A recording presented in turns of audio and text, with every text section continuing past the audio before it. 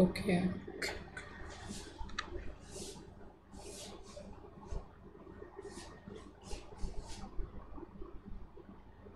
क्या अब सब विजिबल है आपको?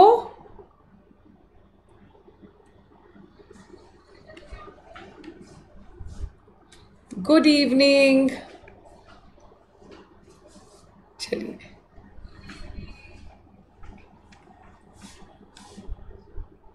Is everything all right now?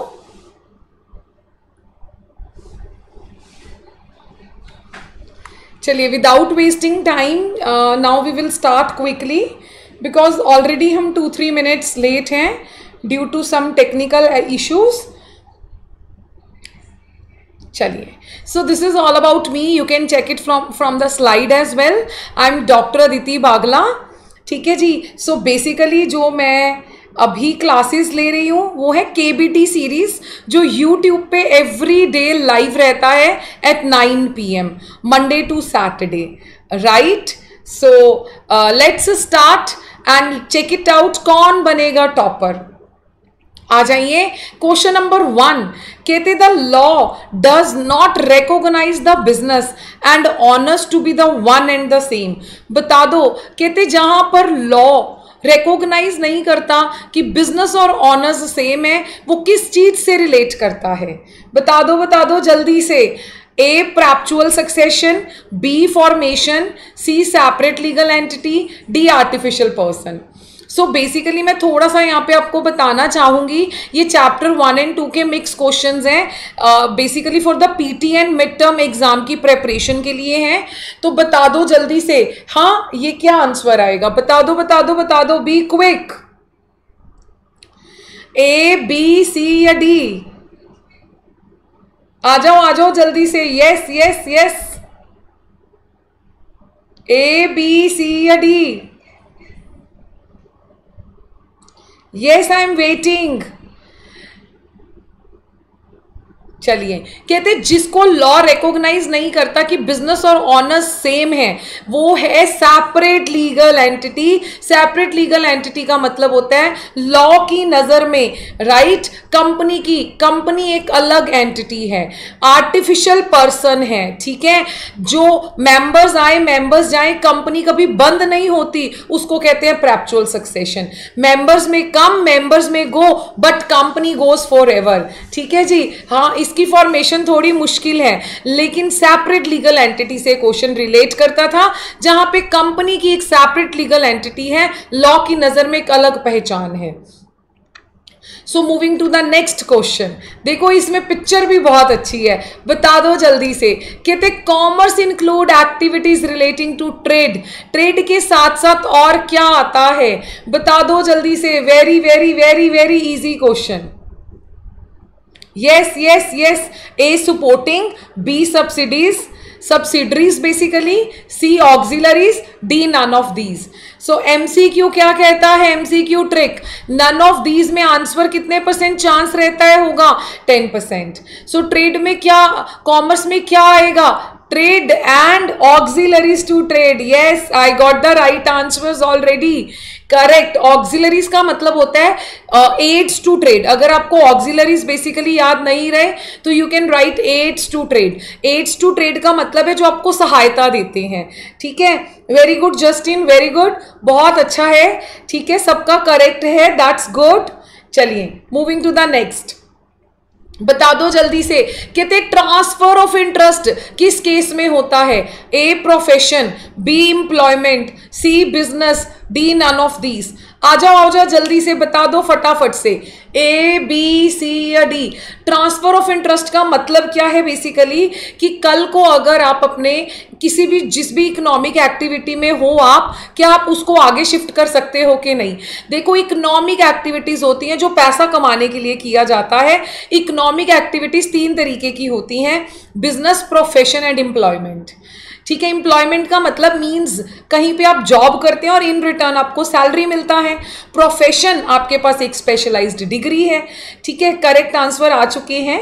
मैं थोड़ा सा बस एक्सप्लेन कर रही थी। सो बिजनेस का मतलब बेसिकली जहां पे आप बिजी रहते हैं, हाँ, रेगुलर बेसिस पे करते हैं और प्रॉफिट कमाते हैं। तो ट्रांसफर ऑफ इंटरेस्ट किस केस में पॉसिबल है, बता दो, ए, बी, सी या D? Yes yes yes, correct answer आ चुके हैं हमारे पास स्क्रीन में। बिजनेस के केस में ये पॉसिबल है, सो करेक्ट आंसर इज सी।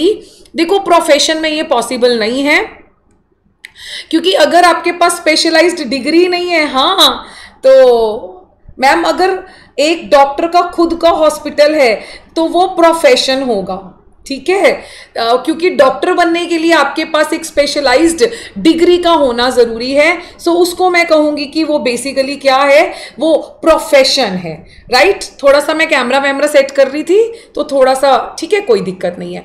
चलिए नेक्स्ट पे आ जाइए, ठीक है। देखो अगर उनका खुद का हॉस्पिटल है तो वो प्रोफेशन में है, लेकिन अगर वो कहीं जॉब करने हैं तो हम एम्प्लॉयमेंट कहेंगे, ठीक है जी। चलिए सब ठीक है ना, चलो। So moving to the next, कहते हैं partnership is the relationship between, subsists between persons who have agreed to combine their property, labor or skill in some business and to share the profits there from between them। बता दो ये true है, false है, क्या है? Partially true, none of these. बताओ बताओ बताओ। पार्टनरशिप, देखो बेटे, फार्मर को बिजनेसमैन कहते हैं, ठीक है, और जो डॉक्टर है उसको बेसिकली हम प्रोफेशन में ही कहेंगे, क्योंकि डॉक्टर बनने के लिए आपको एक एसोसिएशन से भी जुड़ना है, ठीक है। होप सो आपका डाउट क्लियर हुआ होगा। If still any doubt put it in the chat box. फटाफट से आप मुझे इस क्वेश्चन का भी जवाब दे दो जो स्क्रीन पे दिखाई दे रहा है। पार्टनरशिप इज रिलेशन है, कहते जहां पे लोग शेयर करते हैं, क्या कि हम प्रॉफिट भी शेयर करेंगे। बता दो ये ट्रू है, फॉल्स है, पार्शली ट्रू है, नन ऑफ दीज है। ए, बी, सी या डी? यस, करेक्ट आंसर आ चुके हैं, it is true. Very good, keep it up. So moving to the next, कहते company form of organization is governed by the companies act. बता दो companies act कब existence में आया था? बता दो। ए 1912, बी 2013, सी 1932, डी 1965। बता दो जल्दी से। और प्रीवियस कंपनी एक्ट भी बताना है चैट बॉक्स में, so little bit B quick. बता दो जल्दी से। कहते कंपनी फॉर्म ऑफ ऑर्गेनाइजेशन कौन से कंपनी एक्ट के द्वारा गवर्न है? 1912, 2013, 1932, 1965। उत्तर 1932 तो पार्टनरशिप एक्ट है। यस, 2013 कंपनी एक्ट है और 1912 is related with cooperative society act, ठीक है जी। कंपनी एक्ट 2013 से पहले बताओ प्रीवियस कंपनी एक्ट का ईयर कौन सा था? 1956। हमें सब पता होना चाहिए, ठीक है जी। So moving to the next, क्या आपको सारा सिस्टम क्लियर है? ऑडियो, विजुअल और सब सारा कुछ दिखाई दे रहा है? Writing portion, everything? So moving to the next, कहते हैं कौन सी सोसाइटी है that aims to eliminate middle man and improve competitive position of its members by securing a favourable market for the products. बता दो कोऑपरेटिव सोसाइटी में ऐसी कौन सी टाइप है? पहले तो ये बताओ कितनी टाइप्स पड़ी थी? 6 टाइप्स पड़ी थी। कौन कौन सी थी बता दो जल्दी से। Consumer cooperative, producer cooperative, marketing cooperative, farmer cooperative, हाँ, credit cooperative and last is housing cooperative. कहते बता दो ये किससे रिलेटेड है? ए, बी, सी या डी? जहां पर सारे लोग मिलके हाथ मिलाते हैं, मिडल मैन को रिमूव करते हैं और अपने प्रोडक्ट को अच्छे तरीके से बेच पाते हैं। बता दो ये कौन सी सोसाइटी है? Yes yes yes, I am waiting. A, B, C या D?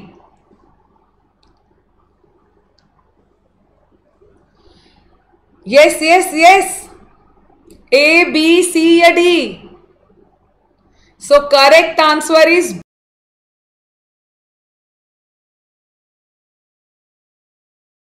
Moving to the next question. जल्दी से बता दो, कहते कौन सा बिजनेस का फीचर नहीं है? बता दो क्लास में मैंने कैसे याद कराए थे फीचर्स? 5, मैंने कहा था 5 वर्ड्स याद कर लो, 5 फीचर भी याद हो जाएंगे, डेफिनेशन भी याद हो जाएगी। बता दो जल्दी से। ए इज प्रोडक्शन, कहते कौन सा फीचर नहीं है? ए प्रोडक्शन, बी एक्सचेंज और सेल, सी वेजेस और सैलरीज, डी रिस्क एलिमेंट। बता दो जल्दी से, ए बी सी या डी? कौन सा कैरेक्टरिस्टिक नहीं है? देखो प्रोडक्शन तो होगी बिजनेस में, कैसे होगी जानते हैं। देखो एक बिजनेसमैन क्या करता है? फैक्ट्री खोलता है जहां पे वो इनपुट को आउटपुट में कन्वर्ट करता है। अगर वो प्रोडक्शन कर रहा है वो बिजनेस में है। हाँ, क्या सब ऑडिबल है? बता दो, कोई इश्यू है तो चैट बॉक्स में। एक्सचेंज और सेल, एक्सचेंज और सेल का मतलब है कि बेसिकली मान लीजिए, देखिए अबोहर के अंदर अगर कोई बुक शॉप वाले बेसिकली है ना फैक्ट्री से बुक्स खरीद के लाते हैं, फैक्ट्री तो नहीं कह सकते, पब्लिशिंग हाउस से बुक्स लेके आते हैं और वो आगे फर्दर सेल आउट कर रहे हैं, तो वो क्या है? एक्सचेंज और cell.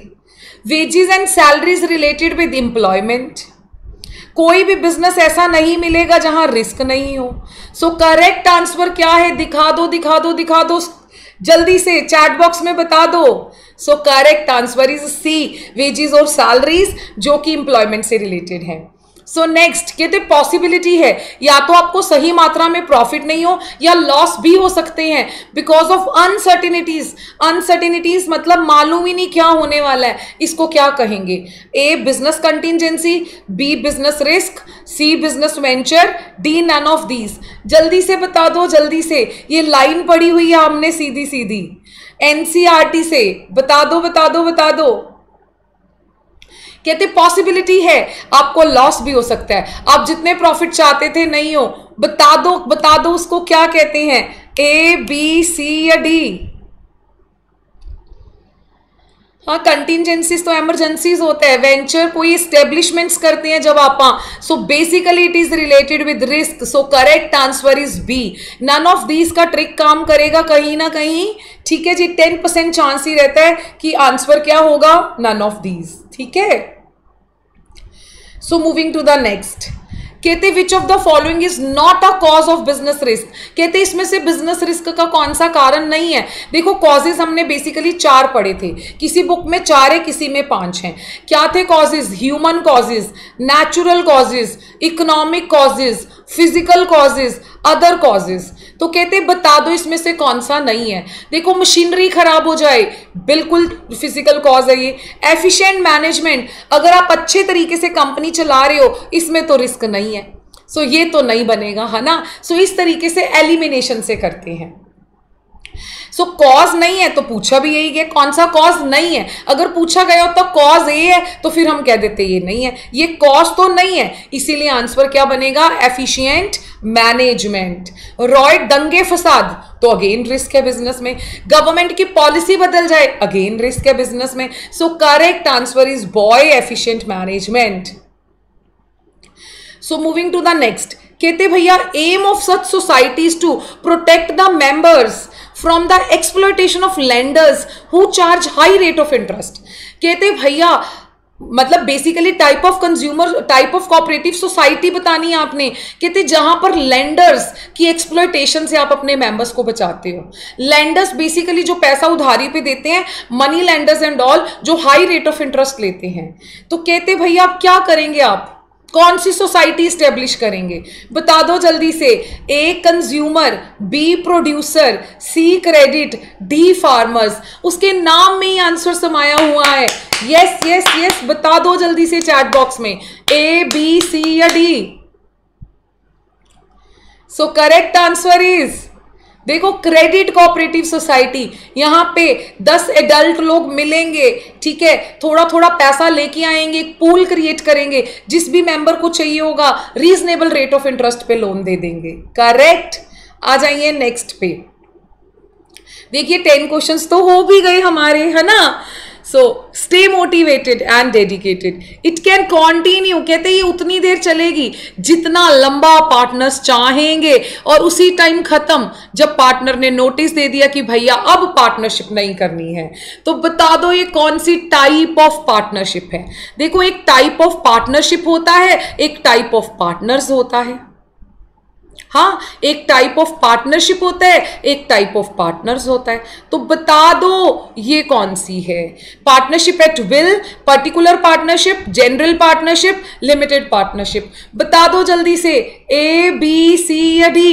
Yes yes yes, I am waiting. जितनी देर मन चाहेगा करेंगे, जैसे ही नहीं मन किया बंद कर देंगे। तो ये मैं क्लास में भी ऐसे कराती हूं, मर्जी से रिलेटेड है जो। बता दो जल्दी से कौन से वो, ए बी सी या D. Yes yes yes, so the correct answer is partnership at will. ठीक है जी। So moving to the next, कहते कॉन्ट्रैक्ट्स साइंड आफ्टर इनकॉर्पोरेशन। तो ये कंपनी से रिलेट करता है। कंपनी के को फॉर्मेशन करने के लिए कितनी स्टेजेस होती हैं? 4। कंपनी को हम जंबल तरीके से नहीं पढ़ सकते हैं। पहली स्टेज क्या होती है पुत्र, बता दो जल्दी से, प्रमोशन। दूसरी क्या होती है? इनकॉर्पोरेशन। तीसरी क्या होती है? Subscription. And last is commencement. ठीक है जी। कहते भैया जो सेकंड स्टेज के बाद कॉन्ट्रैक्ट साइन किए जाएंगे लेकिन धंधा अभी चालू नहीं हुआ, तो उन कॉन्ट्रैक्ट्स को क्या प्रोविजनल कॉन्ट्रैक्ट्स कहते हैं? बता दो, true, false, partially true, none of these. Be quick, बता दो जल्दी से। Yes yes yes, I am waiting. So correct answer is true. Yes, उसको हम प्रोविजनल कॉन्ट्रैक्ट्स ही कहते हैं।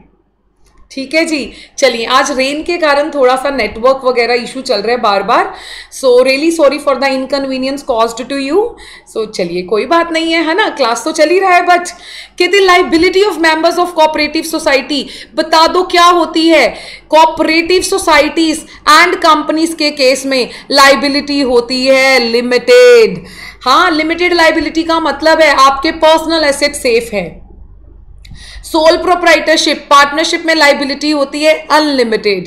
एंड जॉइंट हिंदू फैमिली के केस में कर्ता की लाइबिलिटी होती है अनलिमिटेड। तो बता दो कोऑपरेटिव सोसाइटी की लाइबिलिटी क्या होती है? Bond, shared, unlimited, limited. सब कुछ बता दिया, अब तो आंसर देना भी इजी है। So correct answer is D. चलिए जी, मूविंग टू द नेक्स्ट। कहते एक बिजनेस को प्रॉफिट क्यों कमाना है? देखो, बिजनेस को प्रॉफिट कमाना क्यों है, चेक इट आउट। कहते क्या उनको इन्वेस्टर को रिटर्न देना है? बिल्कुल देना है। ग्रोथ करनी है? बिल्कुल करनी है। क्या इससे बिजनेस की गुडविल भी बढ़ेगी? यस, बढ़ेगी। सो correct answer is all of these. कर गई हमारी एमसीक्यू ट्रिक काम। जहां पे ऑल ऑफ दीज हो, आंसर क्या होता है? All of these. Yes yes yes, show me your dedication, right. कहते भैया company is a creation of law ने क्रिएट किया और अपने मेंबर से अलग है। बता दो ये कौन सा पॉइंट है? मैंने बड़ी बार बताया, कंपनी के फीचर्स को याद करने की एक सबसे सिंपल निमोनिक्स टेक्निक, क्लैप्स। क्या है? Claps. So one must clap for himself or herself, हाँ, to boost himself or herself.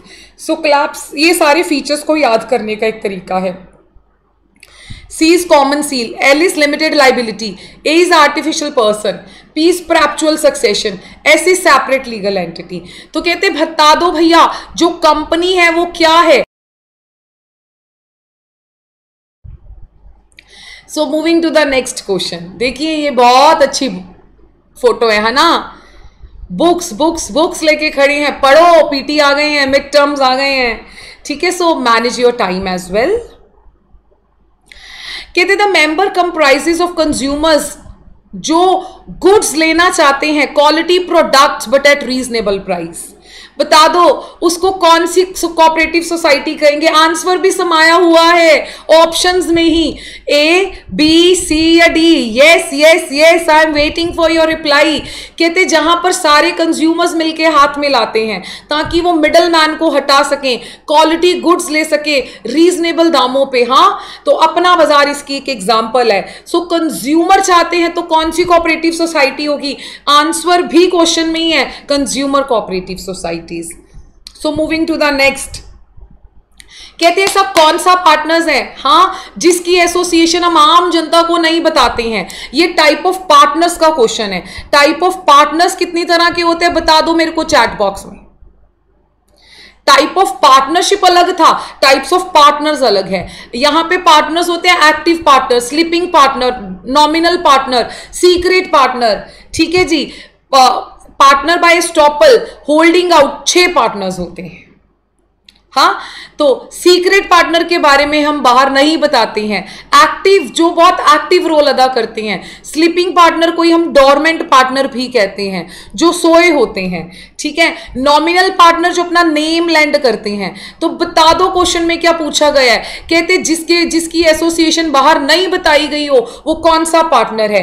A B C या D? Yes yes yes, I am waiting for your replies. So correct answer is a, secret partner. ठीक है जी, कहते इसमें से कौन सी economic activity नहीं है? Production, trading, professionals, social service. बता दो जल्दी से, very easy, A B C या D? Yes yes yes. So I just need 1 second water break.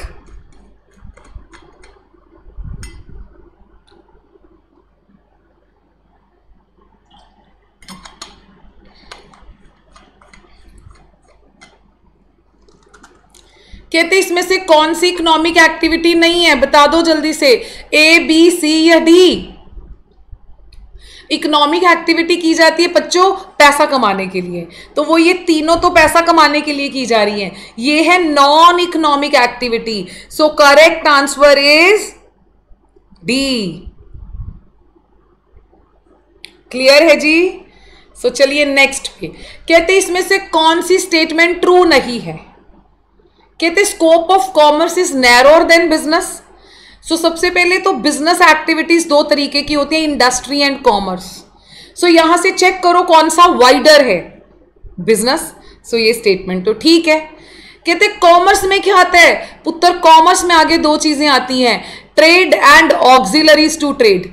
माना व्यापार करना, सामान खरीदना और बेचना। हाँ, तो ये भी ठीक है। कहते फॉरेन ट्रेड, क्या हम सेम कंट्री में करते हैं? जी नहीं, ट्रेड की भी आगे कैटेगरीज होती हैं। तो फॉरेन ट्रेड तो दूसरे देशों के साथ होगा। सो ये स्टेटमेंट नॉट ट्रू है। सो करेक्ट आंसर क्या बन गया? सी। कहते क्या जो ट्रेडर्स हैं वो प्रोड्यूसर और कंज्यूमर्स के बीच में लिंक होते हैं? बिल्कुल। देखो इंडस्ट्री में प्रोडक्शन होती है, ट्रेड वाले क्या करते हैं? प्रोड्यूसर से खरीदते हैं, आगे कंज्यूमर को बेचते हैं। सो इसमें 19 में तीनों A B and D was correct. So incorrect कौन सी थी? सी। चलिए मूविंग टू द नेक्स्ट। कहते भैया relation between persons who have agreed to share the profits of the business carried on by all or any of them acting for all. बहुत बहुत बहुत important line है। कहते भैया जहां पे हम अग्री करते हैं प्रॉफिट शेयर करेंगे, और जो ये लास्ट लाइन है carried on by all or any of them acting for all, this is the true test of that form of business. इसी को हम म्यूचुअल एजेंसी भी कहते हैं। बता दो करेक्ट आंसर क्या होगा? A sole proprietorship, B joint Hindu family, C partnership, D cooperative society. बता दो जल्दी से, ए बी सी या D? So correct answer is C, partnership. कहते इसमें से कौन सी एक्टिविटी ऑक्सिलरीज टू ट्रेड नहीं है? A banking, B warehousing, C insurance, D mining.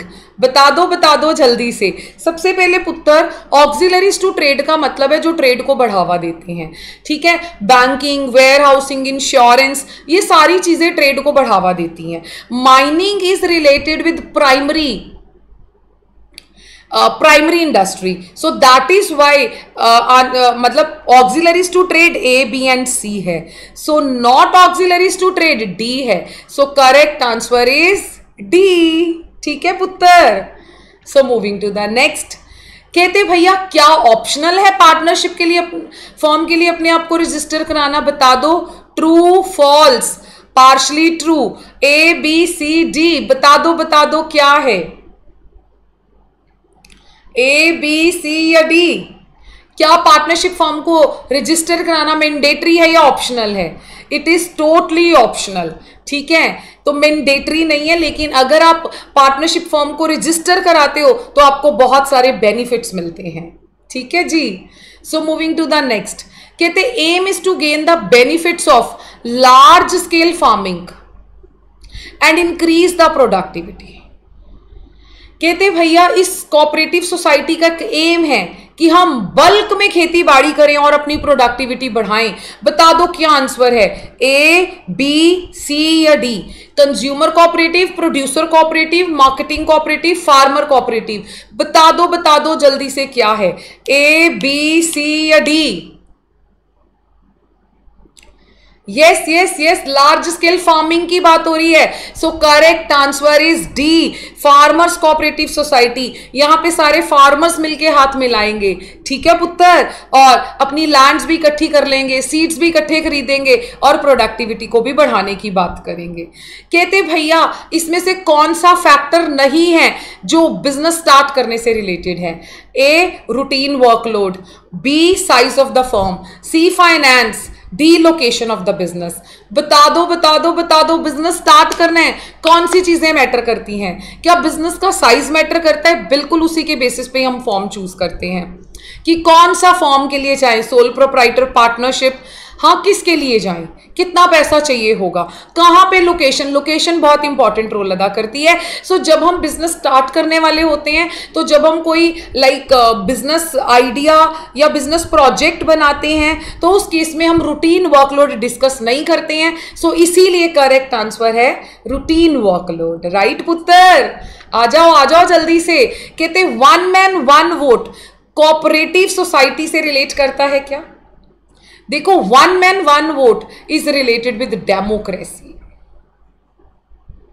बता दो ये ट्रू है, फॉल्स है, पार्शली ट्रू है, नन ऑफ दीज है?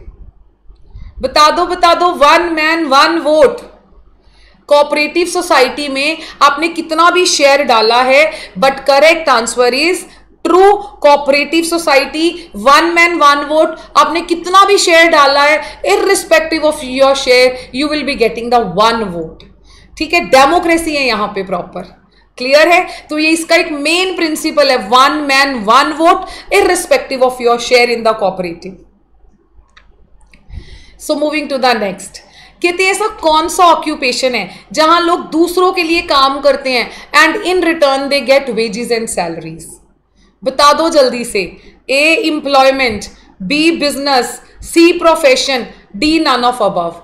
बता दो कौन सा ऑक्यूपेशन है जहां लोग दूसरों के लिए काम करते हैं और in return they get wages and salaries? A, B, C या डी?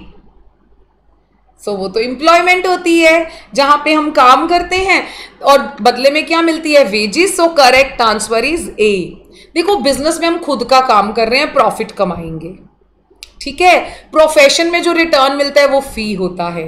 सो इसीलिए करेक्ट आंसर इज ए, जहां पे हम काम करते हैं और बदले में क्या मिलती है? सैलरी मिलती है. कहते हैं ह्यूमन एक्टिविटीज कितने तरीके की होती है? बता दो. 1, 2, 3 या 4? देखो, हम दिन भर बहुत सी एक्टिविटीज में इंडल्ज होते हैं, तो ह्यूमन एक्टिविटीज दो तरीके की होती हैं. कितने तरीके की? दो. Economic activities and non economic activities. Correct पुत्र. तो ह्यूमन एक्टिविटीज दो तरीके की होती हैं, economic and non economic. So correct answer is B, boy. ठीक है पुत्र. कहते ऐसी कौन सा बिजनेस है जहां पे एक ही बंदा रिस्पॉन्सिबल होगा पैसा लगाने के लिए भी, सारी चीजों के लिए? बता दो. A, sole proprietorship, B, joint Hindu family, C, partnership, D, cooperative. बता दो जल्दी से. ए, बी, सी या D? Yes yes, I am waiting. कहते ऐसा कौन सा बिजनेस है जहां पर आप अकेले ही रिस्पॉन्सिबल हो सारा पैसा लगाने के लिए? ए, बी, सी या डी? देखो ये तो ए ही है, क्योंकि सोल प्रोप्राइटर का मतलब ही है जहां पे आप इकलौते बंदे बिजनेस कर रहे हो, सारा पैसा भी आपका, हाँ, और सारा रिटर्न भी आपका, सेंस ऑफ अकम्प्लिशमेंट भी आपके पास होगी। जॉइंट हिंदू फैमिली बिजनेस नाम से ही क्लियर है, फैमिली है, फैमिली एक से तो हो नहीं सकती, पार्टनरशिप में भी मिनिमम 2 लोग चाहिए होते हैं, यहां पे भी 2, और कोऑपरेटिव में कितने चाहिए होते हैं? 10 एडल्ट। ठीक है, so sole proprietorship will be the right answer. कहते कौन सी 2 ब्रॉड कैटेगरीज है बिजनेस की? मैंने बताया था एक क्वेश्चन में बिजनेस में 2 चीजें आती हैं, बता दो क्या आता है? Industry and commerce. सो बता दो क्या आएगा? Industry and commerce.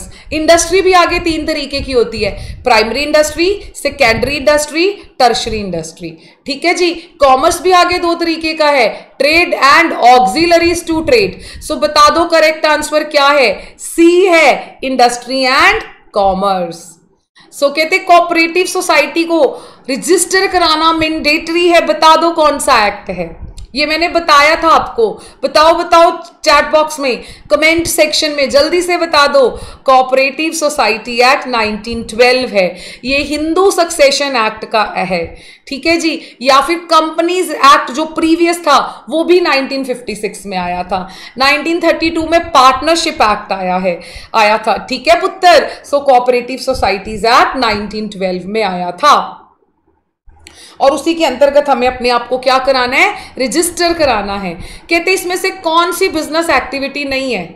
Production of goods, work in a factory for wages and exchange of goods, transportation. तो बता दो इसमें से कौन सा बिजनेस नहीं है? अगर आप प्रोडक्शन करते हो बता दो बिजनेस में हो के नहीं हो, हाँ। और अगर आप काम कर रहे हो फैक्ट्री में, in return you are getting wages, तो दैट इज एम्प्लॉयमेंट, तो ये तो बिजनेस नहीं है। सो करेक्ट आंसर तो मिल गया। लेकिन आगे भी देखेंगे, एक्सचेंज ऑफ गुड्स जहां पे हम ट्रेड करते हैं, ट्रांसपोर्टेशन, हाँ, ये भी ऑक्सिलरीज टू ट्रेड है बेसिकली। तो अगर हमारा खुद की ट्रांसपोर्टेशन कंपनी है तो वो भी बिजनेस हो सकता है। So correct answer is work in a factory for wages. ठीक है जी। कहते कौन सी सोसाइटी है जो बिग कैपिटलिस्ट के अगेंस्ट फाइट करती है और अपनी बार्गेनिंग पावर को इनहैंस करती है?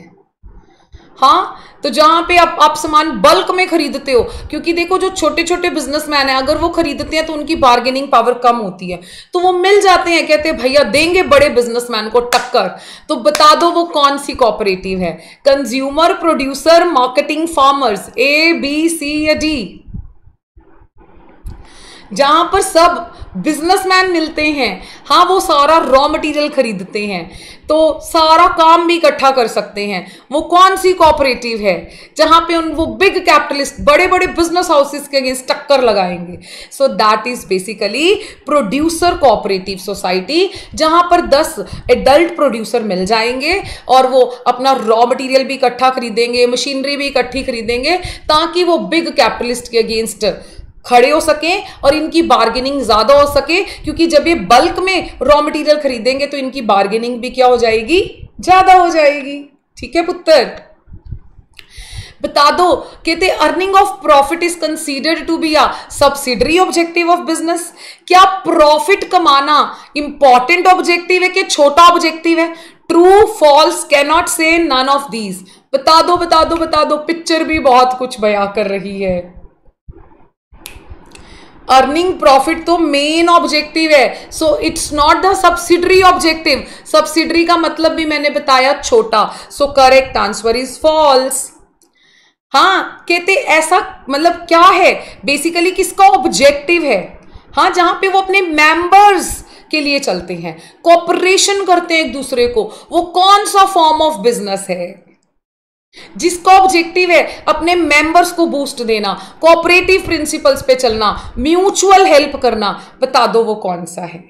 सोल प्रोप्राइटर में तो एक ही पर्सन होता है, जॉइंट हिंदू फैमिली में तो वो फैमिली बिजनेस है जो इंडिया में ही पाया जाता है, पार्टनरशिप में सब लोग काम करते हैं मिलके प्रॉफिट के लिए, जहां म्यूचुअल हेल्प के लिए काम करते हैं वो होता है cooperative societies. So correct answer is D. देखते हैं, ठीक है जी, बस 2-3 मिनट्स की क्लास है, जल्दी से बने रहिएगा, फटाफट से खत्म करते हैं। कहते हैं लाइबिलिटी को पार्टनर्स के अलावा, हाँ को पार्टनर्स की लाइबिलिटी तो लिमिटेड होती है। तो कहते भैया हाँ, तो अब liability of the co-partners except the dash is limited to their share। co-partners की liability तो limited है, किसकी liability unlimited होती है बता दीजिए। A कर्ता, B partners, C members, D share holders. बता दो जल्दी से, A B C या D। कर्ता की लाइबिलिटी अनलिमिटेड होती है, वही फैमिली बिजनेस को पूरा कंट्रोल करता है, सारे डिसीजंस भी वही लेता है। को पार्टनर्स की लाइबिलिटी लिमिटेड होती है, ठीक है जी। कहते इसमें से कौन सा एग्जाम्पल नॉन इकोनॉमिक का नहीं है? Patriotism, teaching, student, sympathy. बता दो जल्दी से। इकोनॉमिक एक्टिविटी होती है जो पैसा कमाने के लिए की जाती है, नॉन इकोनॉमिक होती है जो आउट ऑफ लव की जाती है। तो भक्ति भाव है, रिलीजियस सेरेमनीज हैं, all that are non economic. लेकिन टीचिंग कौन सी एक्टिविटी है? इकोनॉमिक एक्टिविटी है, जहां पर हम अपना लाइवलीहुड अर्न करते हैं, ठीक है पुत्र। कहते भैया ये मिक्स क्वेश्चंस है ना, तो थोड़े से 30 से ज्यादा रखेंगे ताकि मिक्स क्वेश्चंस में हमें पता चल सके कि हमें सारे आए हैं या नहीं। कहते भैया यहां पर सभी मेंबर्स मिलते हैं, हाथ मिलाते हैं ताकि वो अपने घर इकट्ठे बना सकें, रेजिडेंशियल अकोमोडेशन अरेंज कर सके लोअर कॉस्ट पे। बता दो ये कौन सी कोऑपरेटिव है? ये कीवर्ड है residential accommodation at the lower cost. बता दो कौन सी है वो? A consumer cooperative, B producer cooperative, C marketing cooperative, D housing cooperative. देखो मैंने बताया था क्वेश्चन में ही आंसर समाया हुआ है, जहां पर हम सब मिल करके, है ना, जहां पर हम सब मिल करके घर इकट्ठे बनाते हैं ताकि हमें कॉस्ट कम पड़ सके। तो बता दो ये कौन सी कोऑपरेटिव है? इसको कहते हैं हाउसिंग कोऑपरेटिव सोसाइटीज, ठीक है जी। कहते भैया इसमें से कौन सा कैरेक्टरिस्टिक्स बिजनेस रिस्क का, मतलब सारे बिजनेस रिस्क के कैरेक्टरिस्टिक्स हैं, लेकिन कौन सा इनकरेक्ट वन है वो निकालो।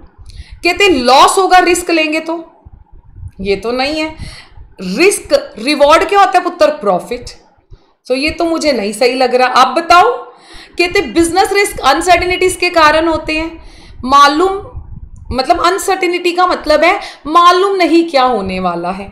तो क्या बिजनेस रिस्क उसके कारण होता है? जी हाँ बिल्कुल उसके कारण होता है।